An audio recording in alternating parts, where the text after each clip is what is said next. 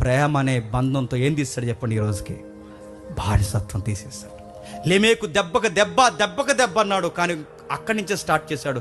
అవును, దెబ్బకు దెబ్బ కొట్టు, పంటికి పన్నా కొట్టు, కన్నుకు కన్నా కొట్టు, కాలుకు కాలా కొట్టు, చెయ్యికి చెయ్య కొట్టు. కానీ వన్ డే ఒక రోజు వస్తుంది, ఎక్కడ కొడితే చెప్పండి, ఎక్కడ చూపించే రోజు వస్తుంది, ఎక్కడ ఉమ్మేస్తే తుడిచేసుకునే రోజు వస్తుంది. అది ఏంటి ప్రభు అంటే, దట్ ఈజ్ మై గవర్నమెంట్ అంటాడు. ఎలా ప్రభు అది ఎలా సాధ్యం అవుద్దంటే, నా కుమారుడు వస్తాడు, స్టార్ట్ చేస్తాడు. ఆ రోజు ఆ వ్యవస్థ ఎలా ఉంటుందంటే, మీరు కొట్టిన వారిని కొట్టరు, తిట్టిన వారిని తిట్టరు, మీరు అనేవారిని అనరు. చివరికి మీ మీద కత్తులు గుదిలు ఎత్తి మిమ్మల్ని ఎంత చంపాలనుకున్నా మిమ్మల్ని ఏమనరు. ఒక మాట అయితే అంటారు నిలబడి, మేము మిమ్మల్ని క్షమిస్తున్నాం అంటారు. ఆ ఒక్క మాటకి సొసైటీలో వైబ్రేషన్ వస్తుంది. ఏంటబ్బా ఇది, ఎలా క్షమించగలుగుతున్నారు? ఇంత హాని చేసిన ఎలా క్షమించగలుగుతున్నారు?